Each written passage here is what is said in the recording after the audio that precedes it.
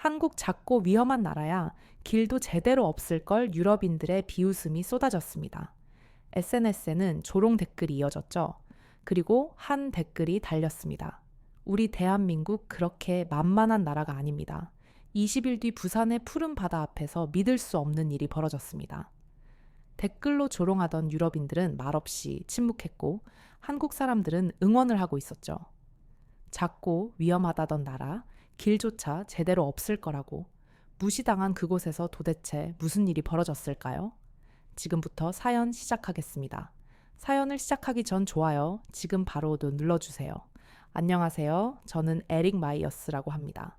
미국에서 대기업 마케팅 매니저로 일하다가 지금은 아내 코트니와 함께 세계 자전거 여행을 하고 있죠. 우리 부부는 지난 2년 동안 유럽 곳곳을 자전거로 달렸습니다.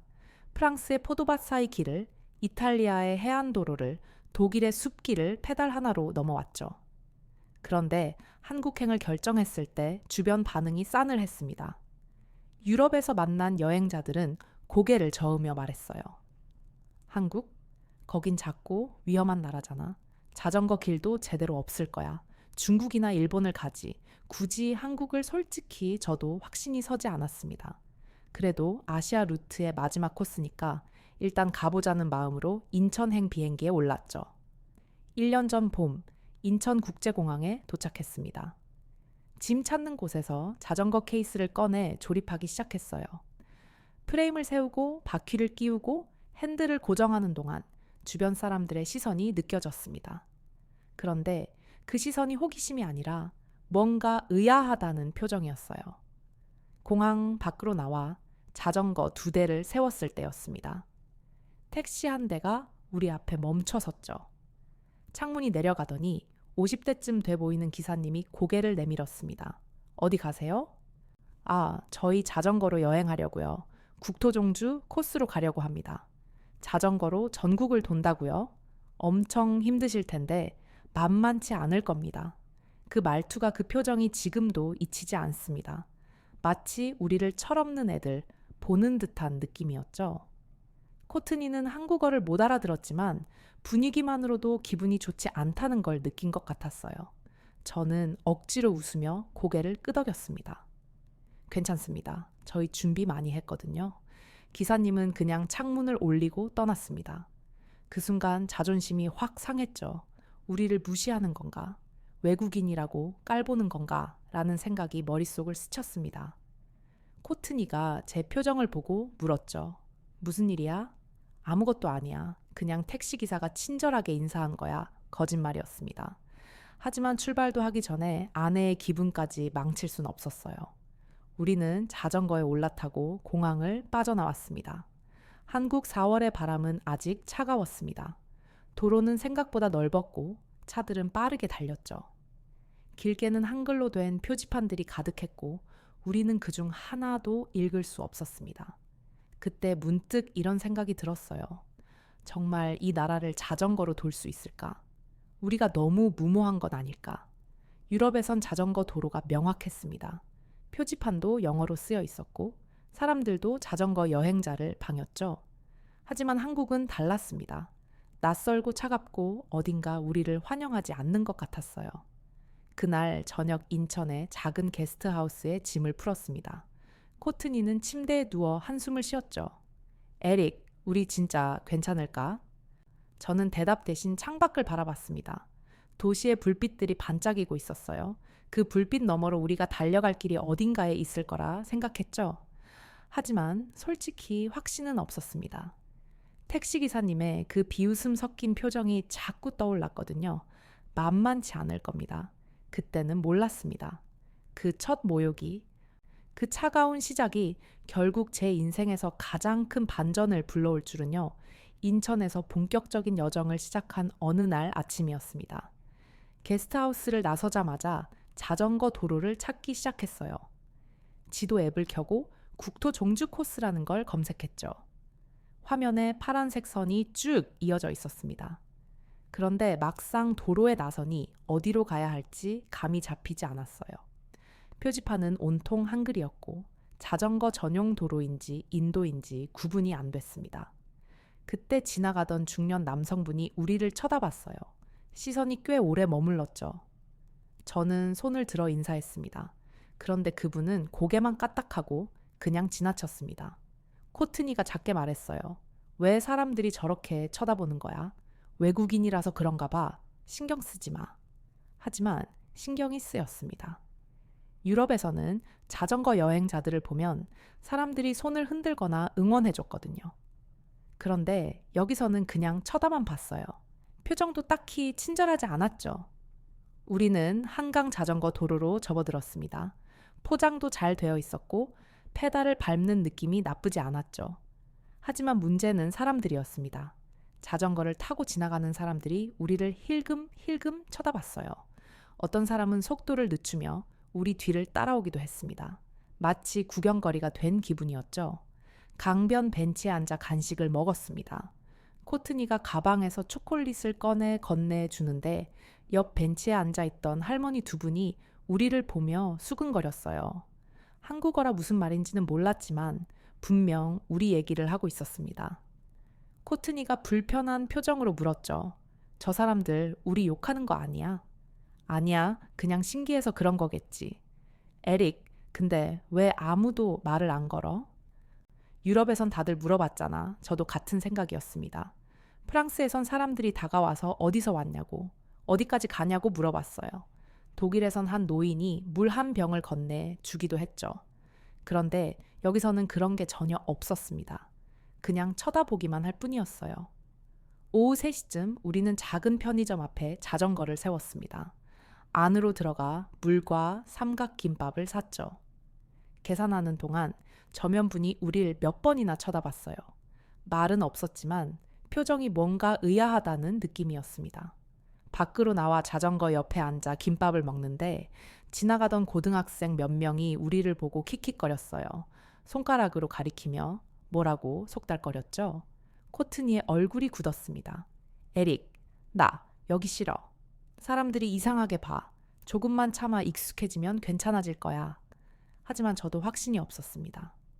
그날 저녁 숙소에 도착해 SNS에 사진을 올렸어요. 한강 자전거 도로에서 찍은 사진이었습니다. 배경은 예뻤지만 우리 표정은 밝지 않았죠?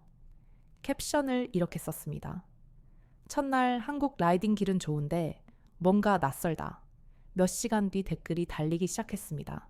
한국 거기 위험하다던데 괜찮아? 중국이나 일본을 가지. 왜 한국이야? 거기 자전거 도로 제대로 되어 있어. 조심해. 아시아는 서양 사람들한테 별로 안 좋다던데 친구들의 댓글이었습니다. 응원보다는 걱정, 아니 걱정보다는 의심에 가까웠어요. 코트니가 핸드폰을 보다가 한숨을 쉬었습니다. 다들 우리 걱정하네? 괜찮아. 우리가 잘하면 돼. 하지만 속으로는 흔들리고 있었습니다. 정말 이 길이 맞는 걸까? 이 나라 사람들은 우리를 환영하지 않는 것 같은데 다음 날도 비슷했습니다. 우리는 한강을 따라 동쪽으로 달렸어요. 날씨는 좋았지만 기분은 무겁게 가라앉아 있었죠. 중간중간 쉬는 곳에서 사람들과 마주칠 때마다 같은 일이 반복됐습니다. 쳐다보고 수근거리고 그냥 지나가고 어떤 아저씨는 우리 자전거를 보고 고개를 갸우뚱하더니 옆 사람한테 뭐라고 말했어요. 그 사람도 우리를 보고 웃었습니다. 비웃는 건지 그냥 웃는 건지 알 수 없었죠. 점심때쯤 작은 공원에 앉아 도시락을 먹었습니다.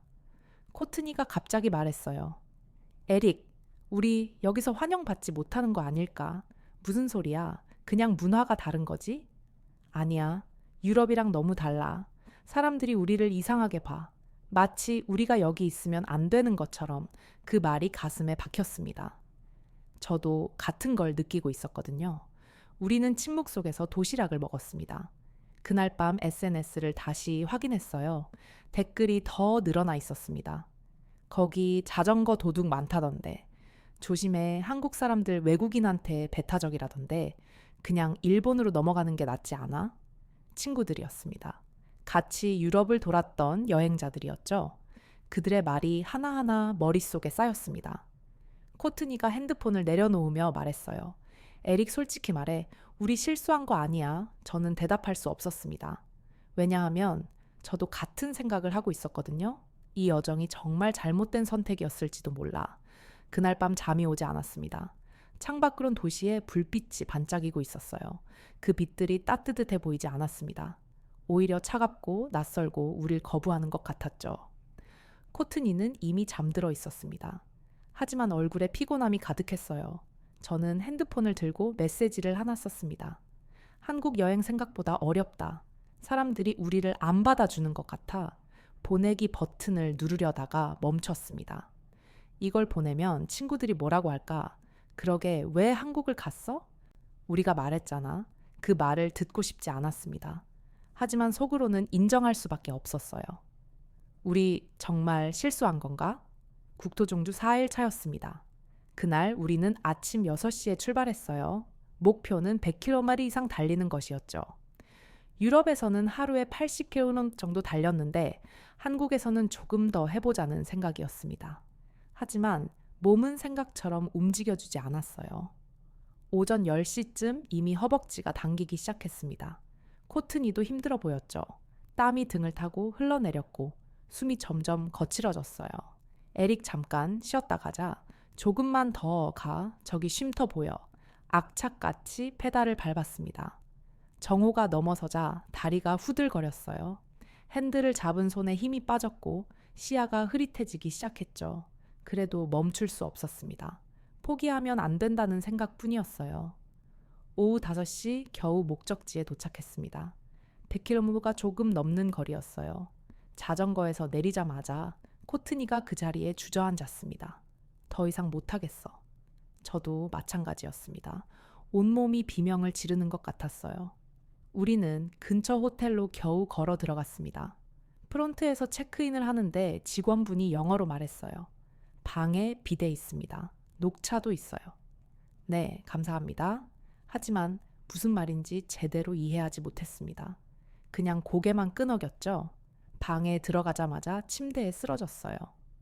코트니는 샤워부터 하겠다며 화장실로 들어갔습니다. 그런데 얼마 안 가서 화장실 문이 열렸어요. 에릭, 이거 뭐야? 뭐가? 변기 옆에 이상한 버튼이 있어 저는 일어나서 화장실로 갔습니다. 변기 옆에 조그만 리모컨 같은 게 붙어 있었어요. 버튼이 여러 개 있었고 한글로 뭐라고 쓰여 있었죠. 비데인가 봐. 이거 어떻게 쓰는 건데? 글쎄, 일단 눌러보자. 버튼을 눌렀더니 갑자기 물이 튀어나왔습니다. 코트니가 깜짝 놀라서 소리를 질렀어요. 우리는 한참 동안 버튼을 이리저리 눌러야 했습니다. 겨우 끄고 나니 둘 다 웃음이 나왔죠. 하지만 피곤함은 웃음으로 사라지지 않았어요. 코트니가 탁자 위에 있는 녹차 티백을 보고 있었습니다.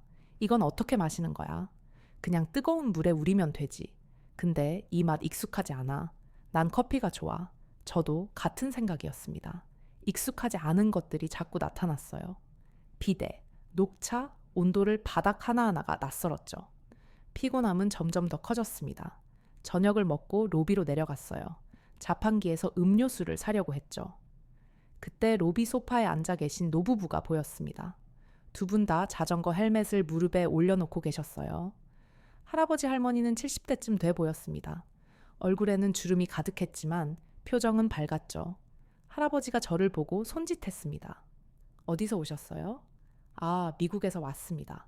오, 자전거 여행 중이시구나? 우리도 그래요. 네? 두 분도요? 우린 70살이에요. 근데 아직도 국토종주 중이지? 순간 말문이 막혔습니다. 70살. 우리보다 훨씬 나이가 많으신 분들이 지금 자전거로 전국을 돌고 계신 거였어요. 할아버지가 계속 말씀하셨습니다. 오늘 80km 달렸어요. 내일은 90km 목표입니다. 대단하시네요. 뭐가 대단해요? 그냥 즐기는 거지. 코트니는 못 알아들었지만 분위기로 이해했는지 웃으며 고개를 끄덕였습니다. 할아버지가 말씀하셨어요. 처음엔 다 힘들어요. 근데 계속 가다 보면 익숙해져요. 포기하지 마세요. 감사합니다. 이거 초콜릿 드세요. 힘이 나요. 우리는 인사를 하고 방으로 돌아왔습니다. 방에 들어서자마자 코트니가 침대에 앉으며 말했어요. 저분들 몇 살이시래? 70살이래? 뭐? 진짜? 지금 국토종주 중이시대. 코트니는 한동안 아무 말도 하지 않았습니다. 저도 마찬가지였어요. 부끄러움이 밀려왔거든요. 우리는 고작 30대인데 100km 달리고 쓰러질 것처럼 힘들어 했습니다. 포기할 핑계를 찾고 있었죠. 한국이 낯설다고, 사람들이 차갑다고, 문화가 안 맞는다고. 그런데 저 노부부는 70살 나이에도 매일 80km씩 달리고 계셨어요. 포기라는 단어는 아예 없는 것처럼 보였죠.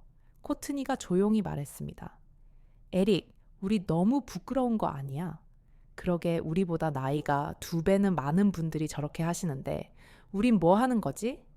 저는 대답할 수 없었습니다. 그 대조가 너무 선명했거든요. 포기할 이유를 찾는 우리와 나이에도 불구하고 끝까지 도전하는 그들, 낯선 문화에 불평하는 우리와 매일 새로운 길을 즐기는 그들, 그 차이가 가슴을 찔렀습니다. 저는 창밖을 바라봤어요. 어두운 하늘 아래로 도시의 불빛이 반짝이고 있었습니다. 문득 이런 생각이 들었어요. 문제는 한국이 아니었구나. 문제는 우리였어.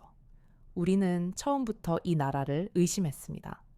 택시기사의 한마디에 상처받았고 사람들의 시선에 불편해했죠. SNS 댓글에 흔들렸고 익숙하지 않은 문화에 짜증을 냈어요. 하지만 저 노부부는 달랐습니다. 그분들은 그냥 달렸어요. 즐겼고 웃었고 계속 나아갔죠. 나이도 피로도 아무것도 그분들을 막지 못했습니다.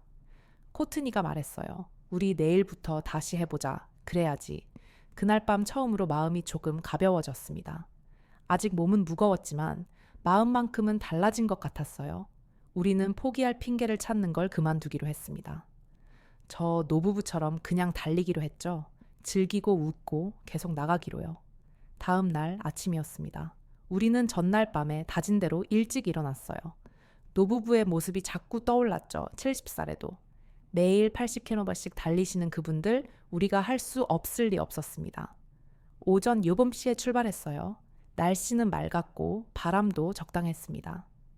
페달을 밟는 느낌이 전날보다 조금 가벼웠죠? 실제로 가벼운 건 아니었지만 마음이 달라지니 몸도 따라오는 것 같았어요. 오전 11시쯤 작은 마을을 지나고 있었습니다. 길가에 편의점 하나가 보였어요. 간판엔 초록색과 노란색이 섞여 있었죠. 우리는 자전거를 세우고 안으로 들어갔습니다. 선반 사이를 걷다가 컵라면 코너에 멈춰 섰어요. 한국 라면이었습니다. 빨간 국물이 그려진 용기들이 가득했죠. 코트니가 하나를 집으며 말했어요. 이거 먹어볼까? 응, 좋아. 우리는 라면 2개와 콜라 1병을 들고 계산대로 갔습니다. 저면분이 금액을 말씀하셨지만 한국어라 정확히는 몰랐어요. 그냥 카드를 내밀었죠. 계산을 마치고 밖으로 나왔습니다. 편의점 앞엔 작은 테이블과 의자가 있었어요. 우리는 그곳에 앉아 라면 용기를 뜯었습니다. 뜨거운 물을 붓고 3분을 기다렸죠. 뚜껑을 열자 매운 냄새가 확 올라왔습니다. 우와, 진짜 매워 보인다. 에릭, 이거 진짜 맵다. 그래도 맛있어? 근데 너무 매워. 우리는 웃으며 라면을 먹었습니다. 입이 얼얼했지만 배가 고팠던 터라 금방 비웠죠. 콜라를 나눠 마시며 숨을 돌렸어요. 그때였습니다. 편의점에서 한 남성분이 나오셨어요.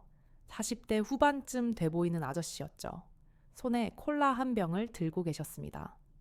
그분이 우리 테이블로 다가오더니 말없이 콜라를 테이블 위에 놓으셨어요. 그리고 그냥 돌아서서 걸어가셨습니다. 저는 잠깐 멍하니 있다가 그분을 불렀습니다. 저기요? 하지만 그분은 손만 가볍게 흔들고 계속 걸어가셨어요.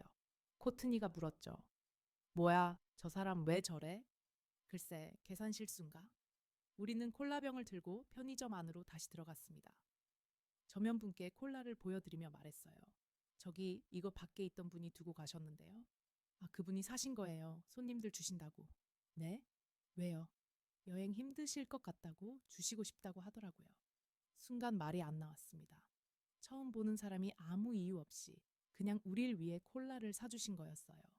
밖으로 나오니 그분이 아직 멀지 않은 곳에 계셨습니다. 저는 뛰어가서 인사했어요. 감사합니다. 여행 힘드시죠? 화이팅!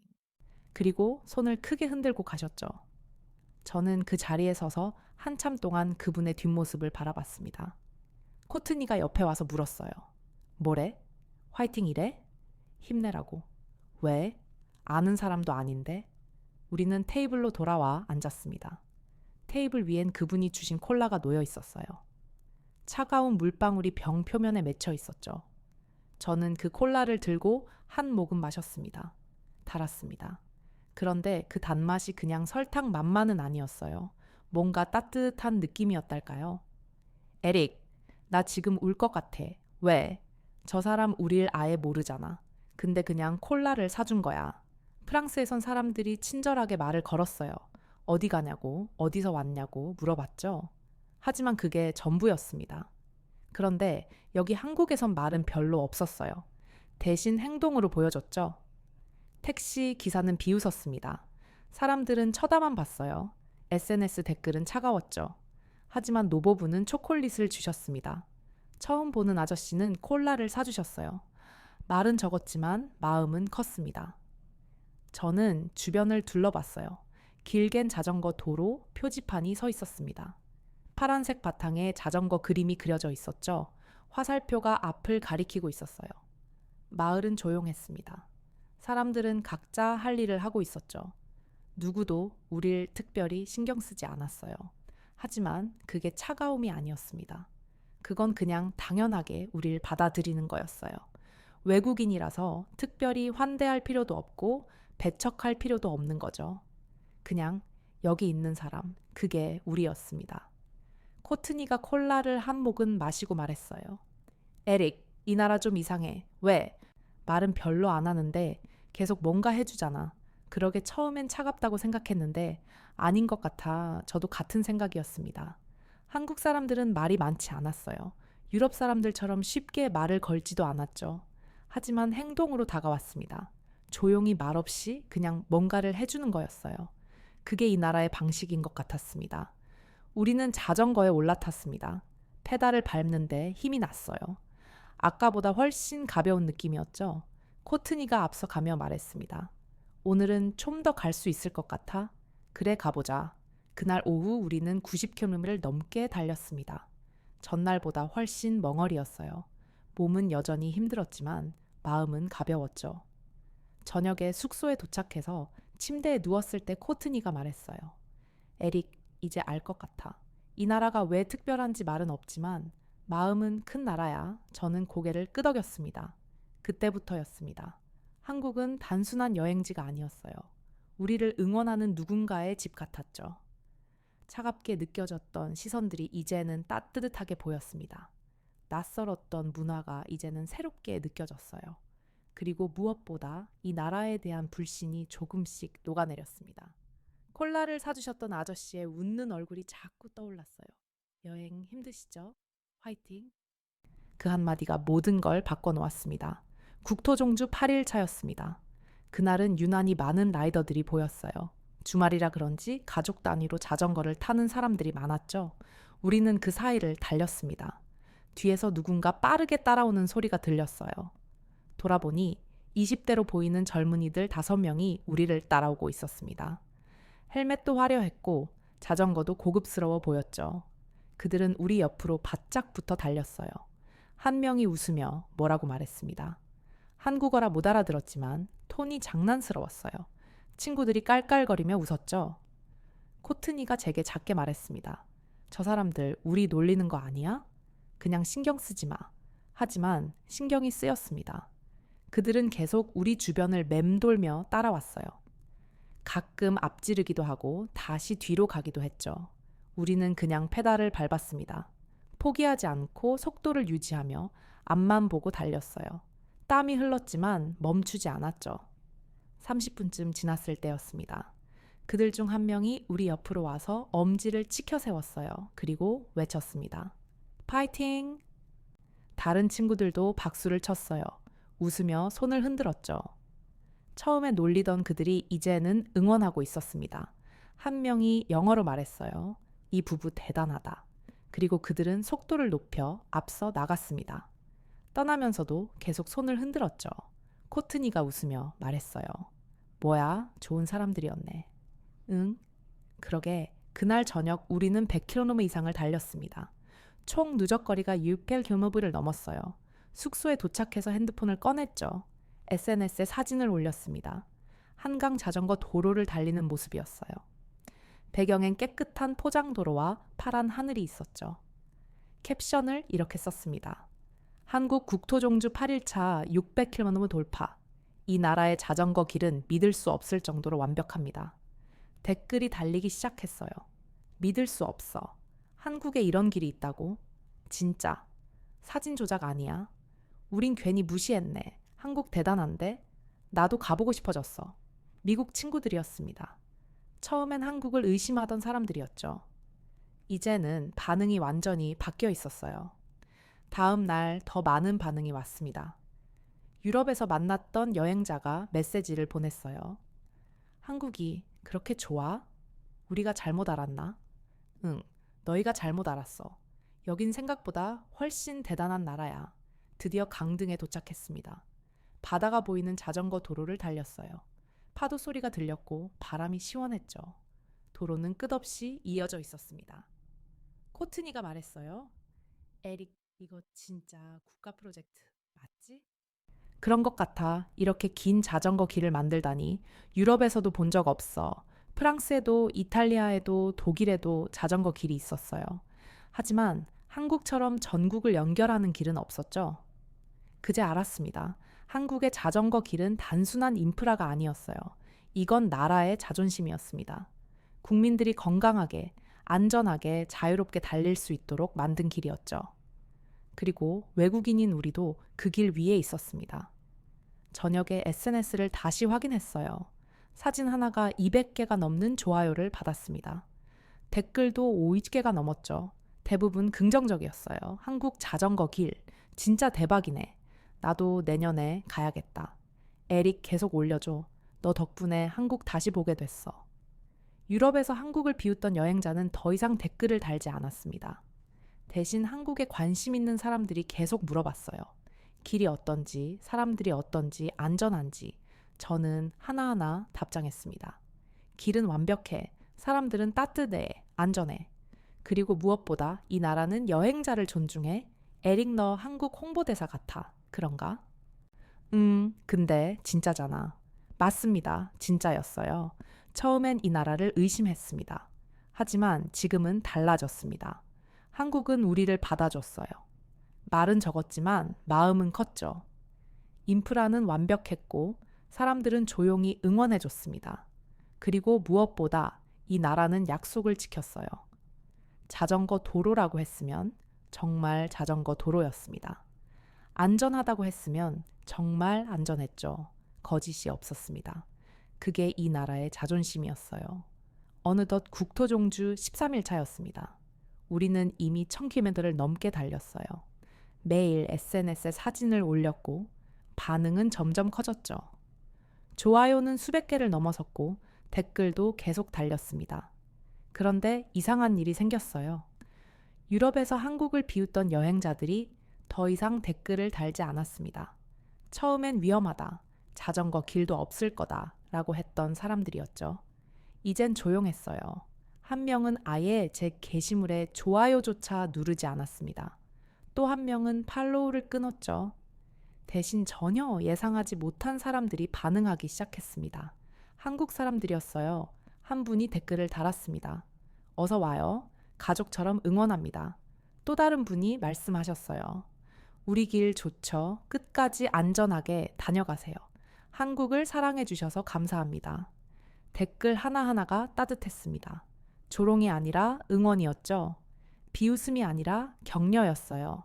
코트니가 핸드폰을 보며 말했습니다. 에릭 한국 사람들 댓글 봤어? 진심으로 응원해 주는 것 같아. 우릴 아예 모르는데 저는 문득 과거가 떠올랐습니다. 약 2년 전 여름 중국에서 자전거를 탔던 때였어요. 우리는 상하이에서 출발해 항저우로 가는 길을 달리고 있었습니다. 도로는 넓었지만 자전거 전용 도로는 거의 없었죠. 차들 사이를 비집고 달려야 했어요. 어느 작은 마을에 들어섰을 때였습니다. 사람들이 우리를 쳐다보며 수근거렸어요. 그냥 쳐다보는 게 아니라 경계하는 눈빛이었죠. 한 남성이 우리 앞을 막아섰습니다. 뭐라고 소리쳤지만 중국어라 알아듣지 못했어요. 10분쯤 지나자 경찰이 왔습니다. 경찰관이 여권을 요구했어요. 우리는 가방에서 여권을 꺼내 보여줬죠. 경찰관은 한참 동안 여권을 들여다보며 무정의로 뭔가 말했습니다. 30분 넘게 그 자리에 서 있어야 했어요. 코트니는 불안해했습니다. 저도 마찬가지였죠. 뭘 잘못한 것도 아닌데 마치 범죄자 취급을 받는 기분이었어요. 결국 경찰은 우릴 보내줬습니다. 하지만 그날의 기억은 오래 남았어요. 낯선 외국인이라는 이유만으로 경계받았던 그 느낌, 한국은 달랐습니다. 여기선 아무도 우릴 막지 않았어요. 경찰도 부르지 않았죠. 오히려 사람들은 조용히 응원해줬습니다. 편의점 아저씨는 콜라를 사주셨고 노부부는 초콜릿을 건네셨어요. 젊은이들은 박수를 쳐줬죠. 그 차이가 선명했습니다. 출발한 지 약 2주차에 우리는 경주에 도착했습니다. 숙소에서 쉬다가 SNS를 확인했어요. 유럽 여행자 한 명이 제 게시물에 좋아요를 눌렀다군요. 하지만 여전히 댓글은 없었습니다. 저는 그 사람의 프로필에 들어가 봤어요. 최근 게시물을 보니 태국에서 자전거를 타고 있었습니다. 사진엔 비포장도로와 먼지가 가득했죠. 댓글도 몇 개 안 달려 있었어요. 한국을 비웃던 그 사람이 이제는 침묵하고 있었습니다. 또 다른 여행자는 아예 SNS 활동을 멈췄어요. 마지막 게시물이 3주 전이었죠. 그들은 더 이상 말하지 않았습니다.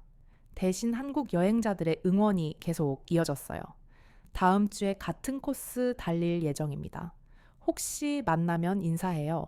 한국 음식 추천해 드릴게요. 꼭 먹어보세요. 응원은 계속 쌓였습니다. 따뜻했고 진심이었죠. 저는 코트니에게 말했어요. 유럽 친구들 조용해졌어. 그러게 처음엔 그렇게 떠들더니 한국을 비웃었잖아. 근데 지금은 아무 말도 안 해 창피한가 봐. 맞는 말이었습니다. 그들은 한국을 무시했어요. 자꾸 위험한 나라라고 했죠. 자전거 길도 없을 거라고 했습니다. 하지만 틀렸어요. 한국에는 전국을 연결하는 자전거 길이 있었습니다. 깨끗하고 안전하고 완벽했죠. 사람들은 따뜻했고 응원은 진심이었어요.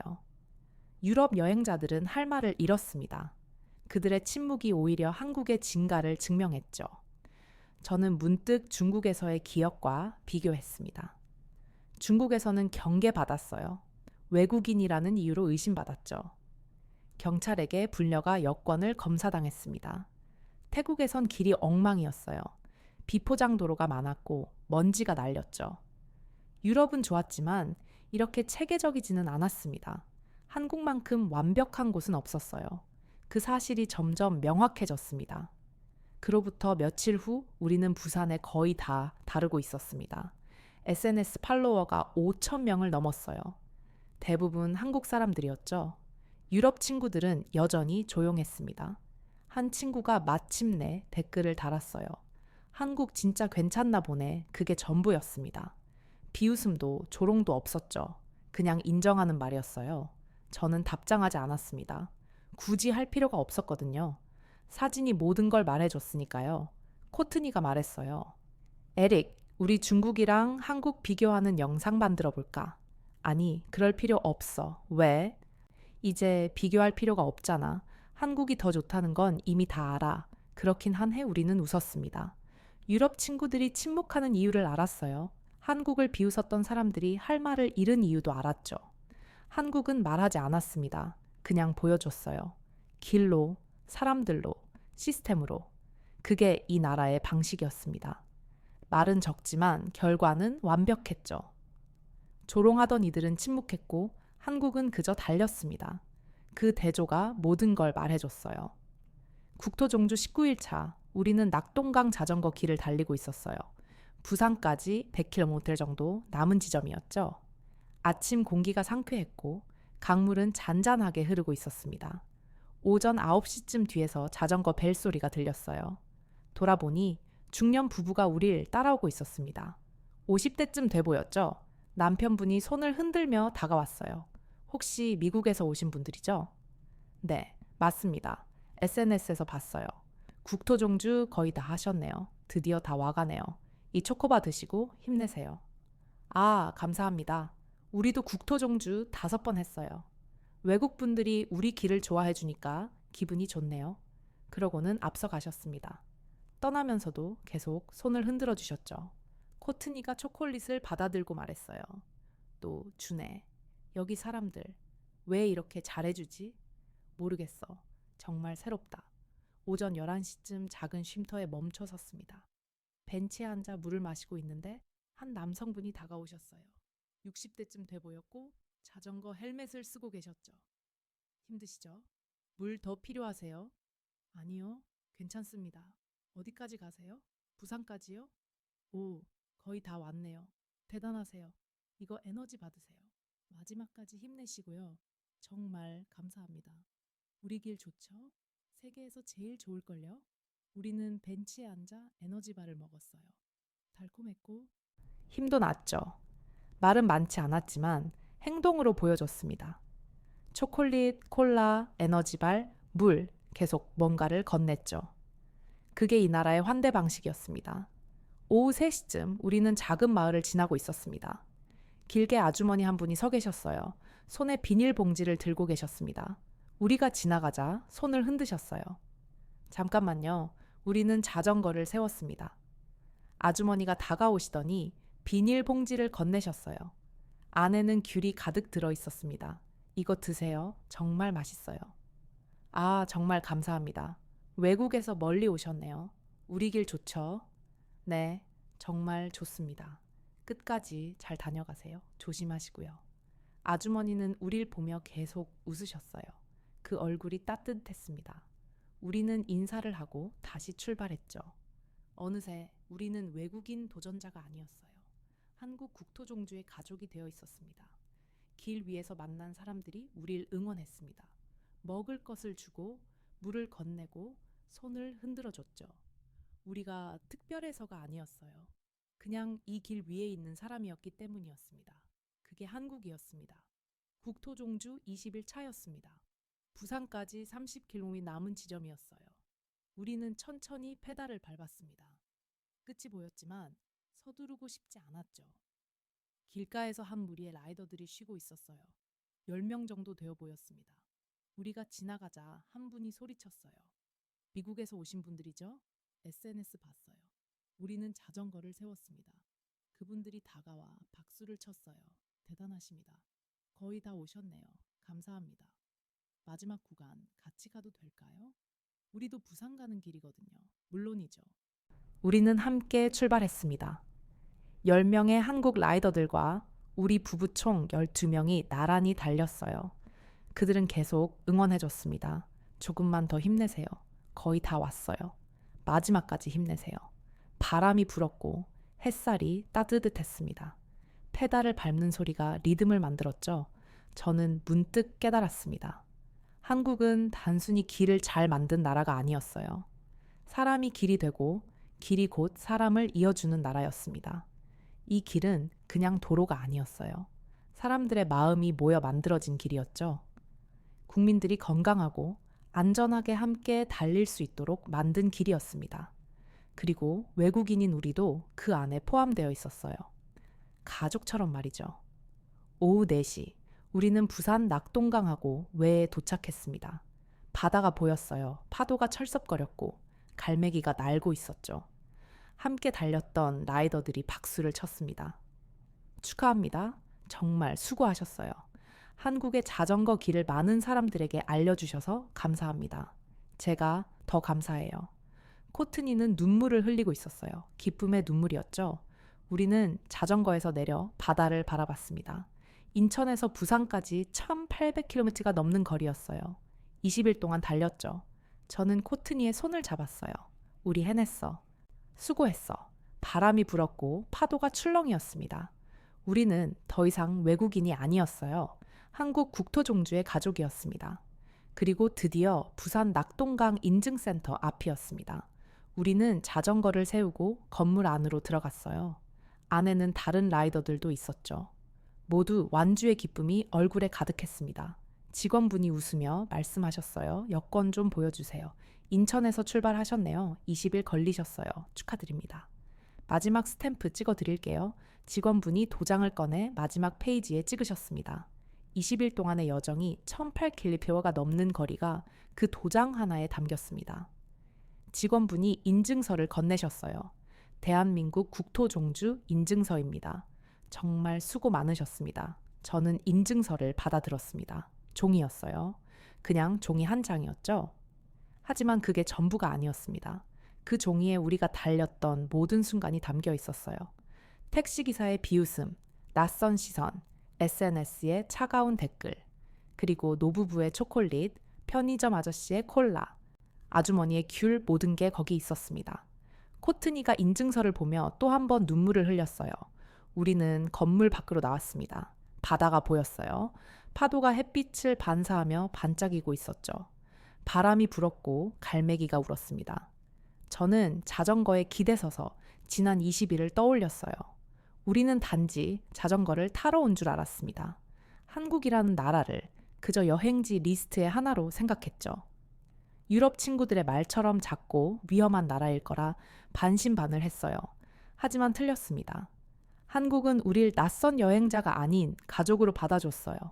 말은 적었지만 마음은 컸습니다. 시선은 차가워 보였지만 행동은 따뜻했죠. 이 나라는 자랑하지 않았어요. 그냥 보여줬습니다. 완벽한 자전거 길로, 깨끗한 시설로, 안전한 환경으로, 그리고 무엇보다 사람들의 조용한 응원으로요. 코트니가 핸드폰을 꺼냈어요. 우리는 인증서를 들고 바다를 배경으로 사진을 찍었습니다. 대한민국 국토종주 완주 1800km 20일. 우리는 단지 자전거를 타러 왔습니다. 하지만 한국은 우릴 가족으로 받아줬습니다. 세계 어디서도 경험할 수 없는 따뜻한 길이었습니다. 감사합니다. 대한민국 SNS에 게시물을 올린 지 몇 분 만에 댓글이 쏟아지기 시작했어요. 축하해요. 정말 대단하십니다. 한국을 사랑해 주셔서 감사합니다. 다음엔 또 오세요. 기다리고 있을게요. 한국 사람들이었습니다. 진심이 담긴 응원이었죠. 유럽 친구 한 명이 댓글을 달았어요. 미안해, 에릭, 우리가 한국을 잘못 봤었네. 정말 대단한 나라구나. 직접 한번 와봐. 정말 좋은 곳이야. 저녁이 되었습니다. 우리는 숙소 옥상에 올라가 부산의 야경을 바라봤어요. 도시의 불빛이 반짝이고 있었죠. 코트니가 말했습니다. 에릭, 우리 인생에서 이런 여행은 처음인 것 같아. 나도 그래, 유럽도 좋았어. 근데 한국은 달라, 뭔가. 마음에 남아 사람들이 진짜 우릴 가족처럼 대해줬어. 아무 이유 없이 저는 고개를 끄덕였습니다. 한국 사람들은 우릴 특별하게 대하지 않았어요. 그냥 당연하게 대했죠. 외국인이라서 특별히 환대할 필요도 없고 배척할 필요도 없었습니다. 우리도 이 길 위에 사람이었으니까요. 그게 진짜 가족이었어요. 다음 날 우리는 부산을 떠났습니다. 공항으로 가는 길에 자전거 도로를 다시 한번 바라봤어요. 깨끗하게 포장된 길, 파란색 표지판, 안전하게 설치된 시설들, 그 길 위엔 여전히 사람들이 달리고 있었습니다. 가족들이, 연인들이, 노인들이, 젊은이들이 모두 함께 달리고 있었죠. 우리도 그 안에 있었습니다. 20일 동안이요. 비행기에 올랐습니다. 창 밖으로 한국의 땅이 보였어요. 점점 작아지고 있었죠. 코트니가 물었습니다. 에릭, 우리 나중에 다시 한번 한국에 올까? 물론이지. 꼭 다시 올 거야. 그때는 뭘 할까? 모르겠어.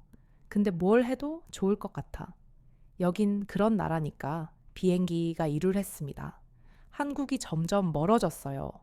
하지만 마음속엔 여전히 남아 있었습니다.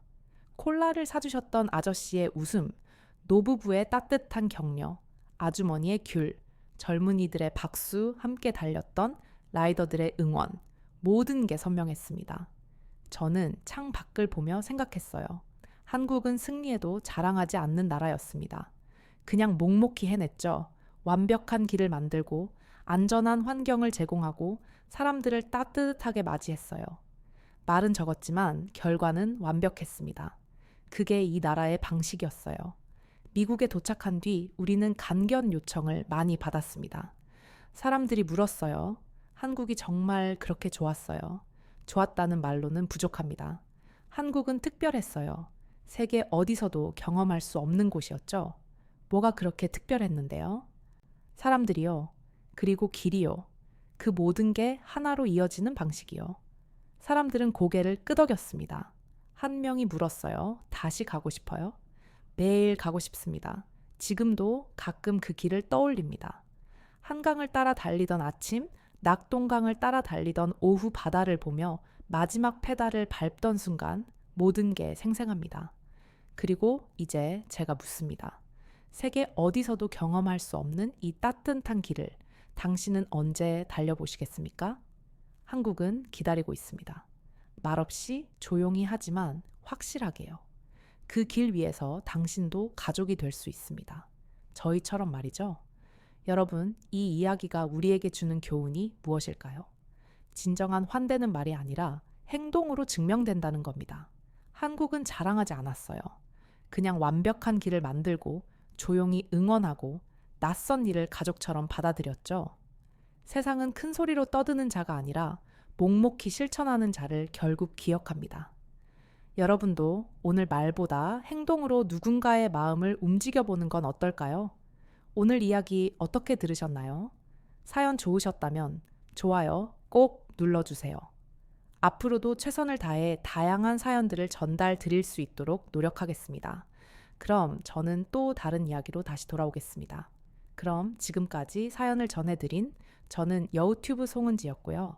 영상 시청해주신 모든 분들 진심으로 고맙고 감사드립니다. 그리고 사랑합니다.